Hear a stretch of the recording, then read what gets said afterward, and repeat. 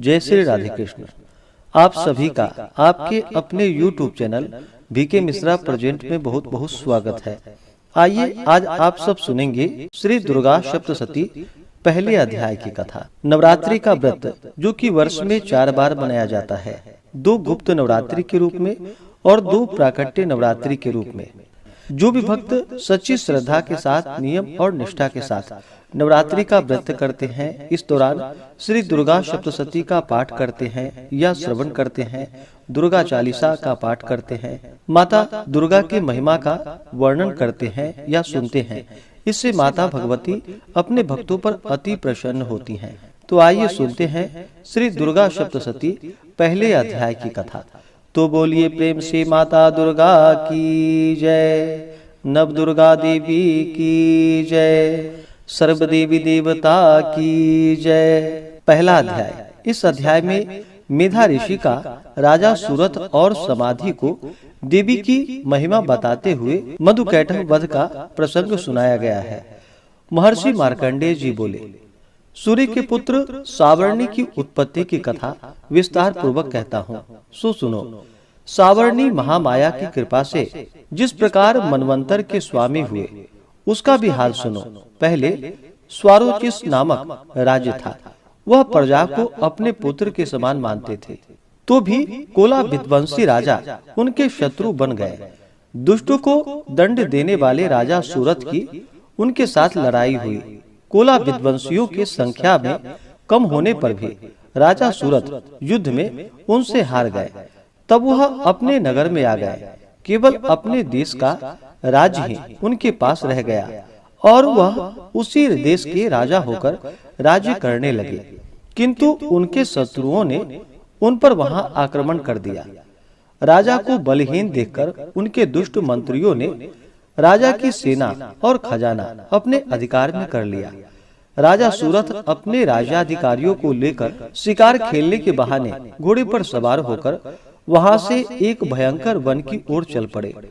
उस वन में उन्होंने महर्षि मेधा का आश्रम देखा। वहां मेधा महर्षि अपने शिष्यों तथा मुनियों के साथ सुशोभित बैठे हुए थे और वहां कितने ही हिंसक जीव परम शांति भाव से रहते थे। राजा सूरत ने महर्षि मेधा को प्रणाम किया और महर्षि ने भी उनका उचित सत्कार किया।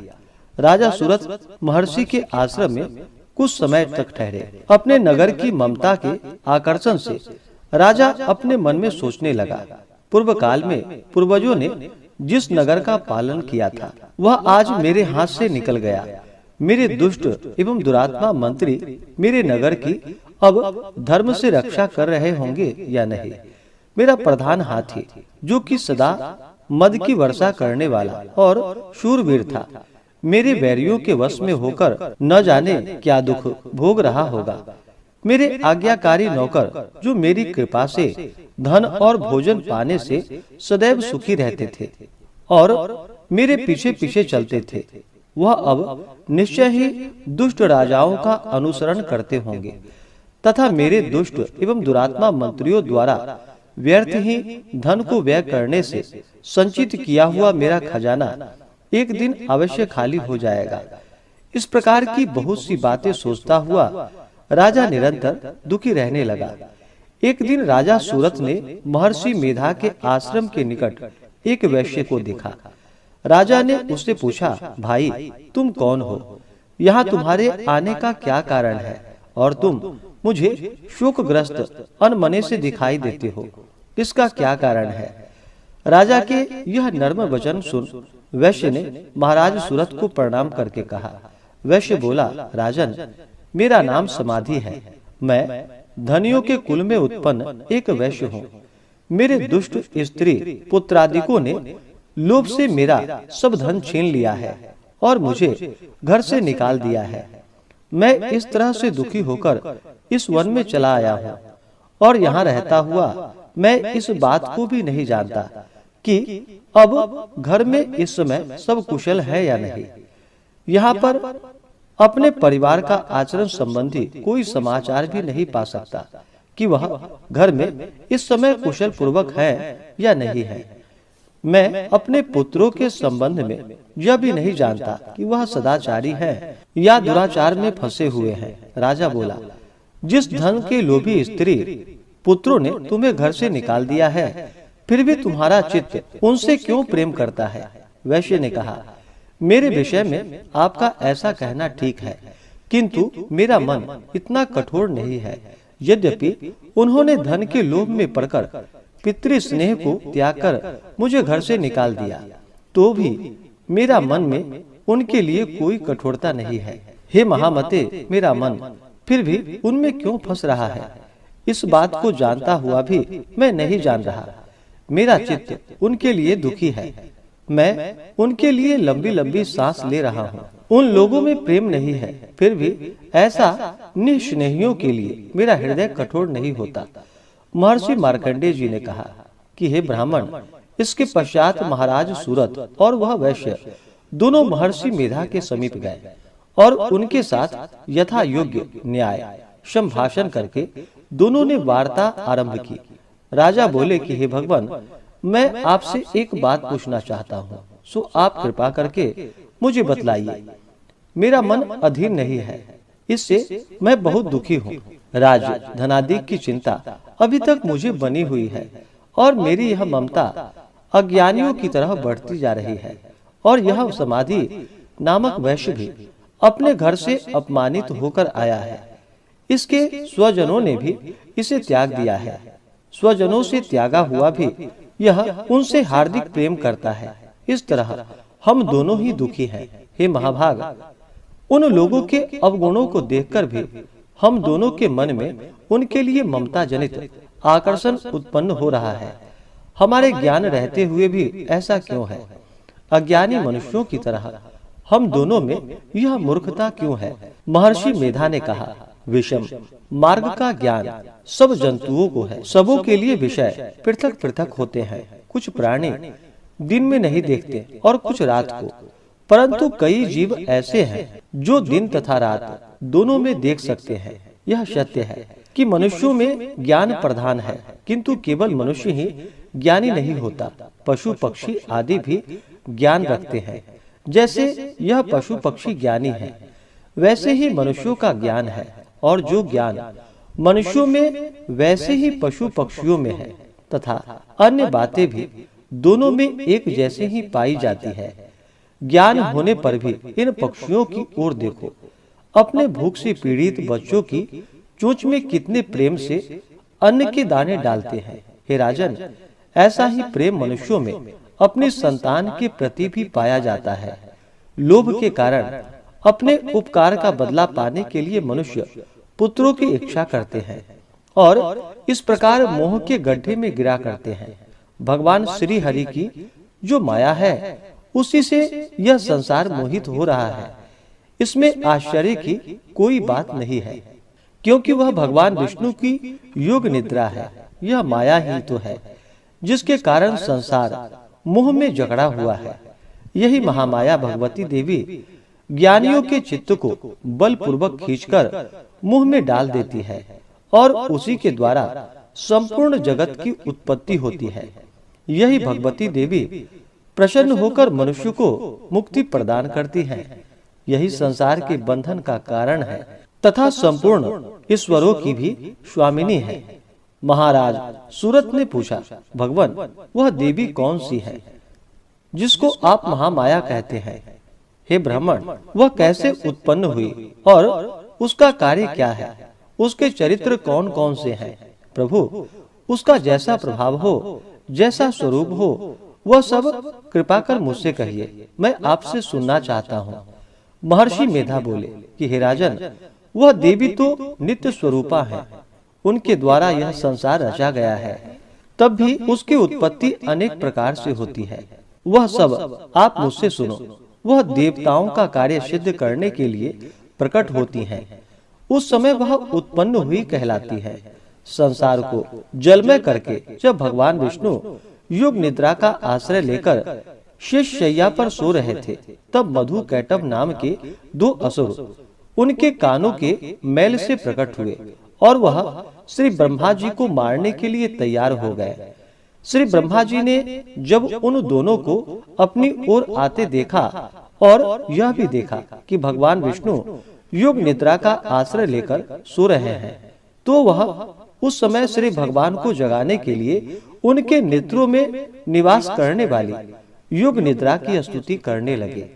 श्री ब्रह्मा जी ने कहा कि हे देवी, तुम ही स्वाहा, तुम ही स्वधा और तुम ही वशटकार हो।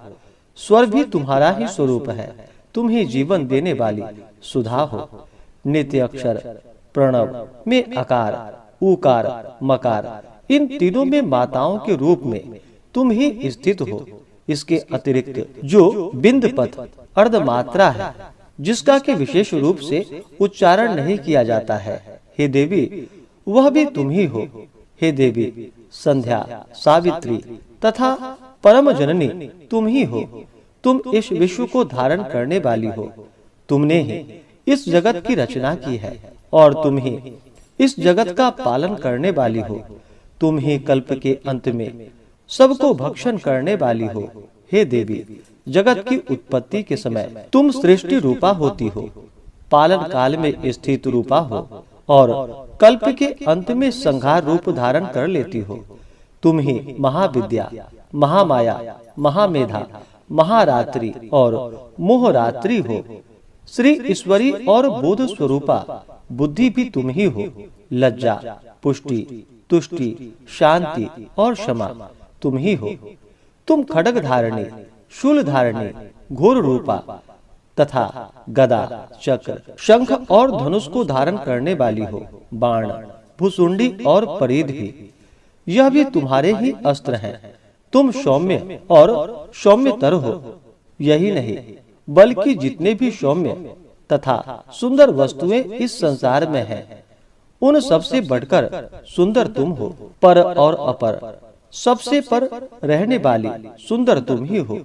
हे सर्वस्वरूपे देवी, जो भी असत पदार्थ है और उनमें जो शक्ति है, वह भी तुम ही हो। ऐसी अवस्था में भला तुम्हारी स्तुति कौन कर सकता है। इस संसार की सृष्टि, पालन और संहार करने वाले जो भगवान हैं, उनको भी जब तुमने निद्रा के वशीभूत कर दिया है, तो फिर तुम्हारी स्तुति कौन कर सकता है। मुझे भगवान विष्णु तथा भगवान शंकर को शरीर धारण कराने वाली तुम ही हो। तुम्हारी स्तुति करने की शक्ति किसमें है। हे देवी, तुम तो अपने इन उदार प्रभावों के कारण ही प्रशंसनीय हो। मधु और कैटभ जो भयंकर असुर हैं, उन्हें मोह में डाल दो और श्री हरि भगवान विष्णु को भी जल्दी जगा दो और उनमें इसको मार डालने की बुद्धि भी उत्पन्न कर दो। महर्षि मेधा बोले, हे राजन, जब श्री ब्रह्मा जी ने देवी से इस प्रकार स्तुति करके भगवान को जगाने तथा मधु और कैटभ को मारने के लिए कहा, तो वह भगवान श्री विष्णु के नेत्र, मुख, नासिका, बाहु, हृदय और वक्ष स्थल से निकलकर ब्रह्मा जी के सामने खड़ी हो गई। उनका ऐसा करना था कि भगवान श्री हरि विष्णु तुरंत ही जाग उठे और दोनों असुर को देखा, जो कि अत्यंत बलवान तथा पराक्रमी थे और मारे क्रोध के, जिसके नेत्र लाल हो रहे थे और जो ब्रह्मा जी का वध करने के लिए तैयार थे। तब क्रुद्ध हो उन दोनों दुरात्मा असुरों के साथ भगवान श्री हरि पूरे 5000 वर्ष तक लड़ते रहे। एक तो वह अत्यंत बलवान तथा पराक्रमी थे, दूसरे महामाया ने भी उन्हें मुंह में डाल रखा था।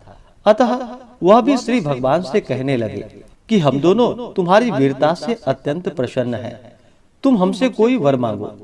भगवान ने कहा, यदि तुम मुझ पर प्रसन्न हो तो अब तुम मेरे हाथों से मर जाओ। बस इतना सा ही वर मैं तुमसे मांगता हूँ, यहाँ दूसरे वर से क्या प्रयोजन है। महर्षि मेधा बोले, इस तरह से जब वह धोखे में आ गया और अपने चारों ओर जल ही जल देखा, तो भगवान श्री हरि से कहने लगे, जहाँ पर जल न हो, सूखी जमीन हो, उसी जगह हमारा वध कीजिए।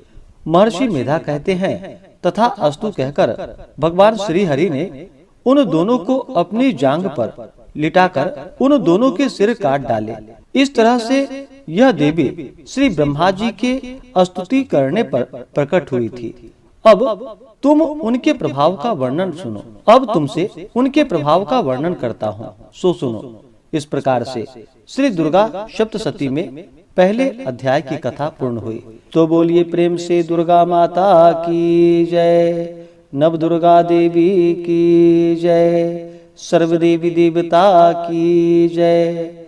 इसके आगे की कथा जो कि आप अगले अध्याय में सुनेंगे। इसी प्रकार से ज्ञानवर्धक जानकारियां प्राप्त करते रहने के लिए, व्रत पूजा के बारे में जानने के लिए, कथा को सुनने के लिए चैनल पे अगर आप पहली बार आए हैं तो चैनल को लाल बटन दबा करके सब्सक्राइब करें, साथ में बेल आइकन घंटी को दबाएं ताकि आने वाली वीडियो का नोटिफिकेशन आपको समय से मिलता रहे।